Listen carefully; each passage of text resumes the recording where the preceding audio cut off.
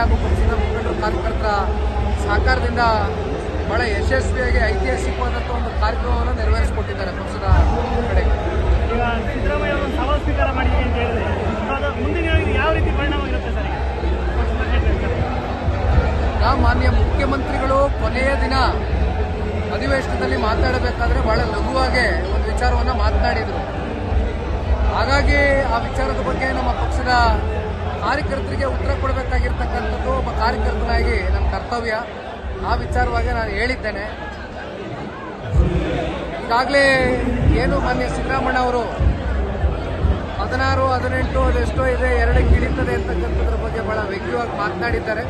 ಬಹುಶಃ ಇದಕ್ಕೆಲ್ಲ ನಾಡಿನ ಜನತೆ ಮುಂದಿನ ದಿನಗಳಲ್ಲಿ ತಕ್ಕವಾದಂಥ ಒಂದು ಉತ್ತರ ಕಾಂಗ್ರೆಸ್ನ ತಿರಸ್ಕಾರ ಮಾಡ್ತಕ್ಕಂಥದ್ದು ಅಷ್ಟೇ ಅಲ್ಲ, ನಮ್ಮ ಮಿತ್ರ ಪಕ್ಷ ಭಾರತೀಯ ಜನತಾ ಪಾರ್ಟಿ ಮತ್ತು ಜನತಾದಳ ಪಕ್ಷ ಎರಡೂ ಪಕ್ಷಕ್ಕೆ ಜನ ಆಶೀರ್ವಾದ ಮಾಡ್ತಕ್ಕಂಥ ದಿನ ಬಹಳ ದೂರ ಇಲ್ಲ ಅಂತಕ್ಕಂಥದ್ದನ್ನ ಬಹಳ ಸ್ಪಷ್ಟವಾಗಿ ಹೇಳಬೇಕು. ಸರ್, ಕುಮಾರಸ್ವಾಮಿ ಅವರು ರಾಜೀನಾಮೆ ಕೊಟ್ಟು ಆರೋಗ್ಯದ ಕಡೆ ಗಮನ ಕೊಡಬೇಕಂತ ಪಕ್ಷದ ಕಾರ್ಯಕರ್ತರೇ ಆಗ್ರಹ ಮಾಡ್ತಾ ಇದ್ದಾರೆ ಸರ್.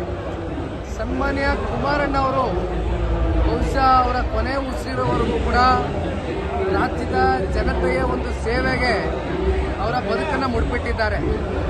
ಅದರಲ್ಲಿ ಬಹುಶಃ ಅವರ ತಂದೆಯವರು ಸನ್ಮಾನ್ಯ ದೇವೇಗೌಡರು ಸಾಹೇಬರು ನೋಡಿರ್ಬೋದು.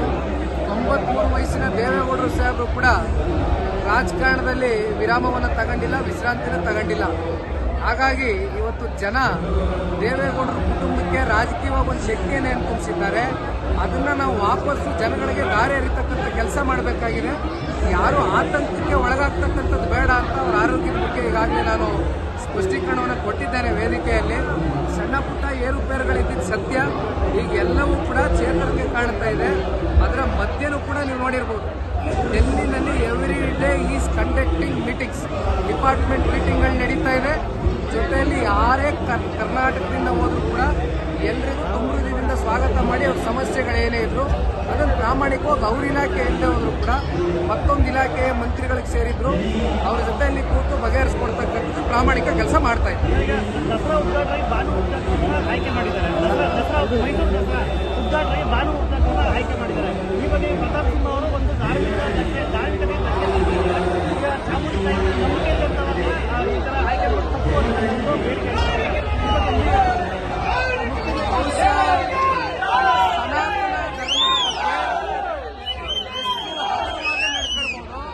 ಅಷ್ಟು ಹಗುರವಾಗಿ ಪ್ರತಿಯೊಂದು ನಿದರ್ಶನದಲ್ಲೂ ನಡ್ಕೊಳ್ತಾ ಇದ್ದಾರೆ.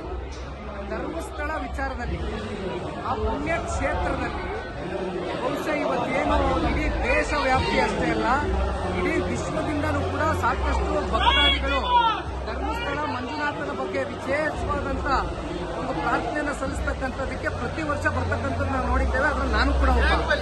ಆದರೆ ಇತ್ತೀಚೆಗೆ ಅದು ಯಾವನೋ ಒಬ್ಬ ಹೇಳ್ದ ಅಂತ ಅದೆಂಥದೋ ಮಾಸ್ಕ್ ಮ್ಯಾನ್ ಆಗಿ ಅವನ್ನ ಕರ್ಕೊಂಬಂದು 13 ಕಡೆ 16 ಕಡೆ SIT ರಚನೆ ಮಾಡಿ ಎಲ್ಲ ಕಡೆ ಸರ್ಚ್ ಮಾಡಿದ ಮೇಲೆ ಕೊನೆಗೆ ಏನೂ ಇಲ್ಲ ಅಂತಕ್ಕಂಥದ್ದು ಇವತ್ತು ಬಣ್ಣ ಬಯಲಾದ ಮೇಲೆ ಇವತ್ತು ಇಲ್ಲಿವರೆಗೂ ಒಂದು ಧರ್ಮಸ್ಥಳಕ್ಕೆ ಕಳಂಕವನ್ನು ತಗೊಂಡು ಬರಬೇಕಾಗಿತ್ತ ಈ ರಾಜ್ಯ ಸರ್ಕಾರ?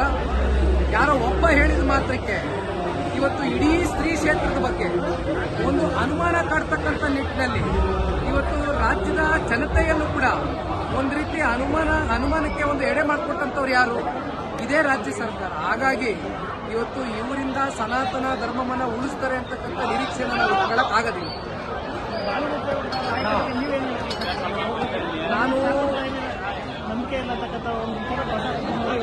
ನಾನು ಗುರುವಾರ ಕೂಡ ಬೆಂಗಳೂರಿನಲ್ಲೂ ಪ್ರೆಸ್ ಮೀಟ್ ಕರೆದಿದ್ದೇನೆ. ಇನ್ನೊಂದು ವಿಚಾರ ಇದೆ, ಈ ವಿಚಾರವನ್ನು ಸವಿಸ್ತಾರವಾಗಿ ಮಾತಾಡ್ತೀನಿ.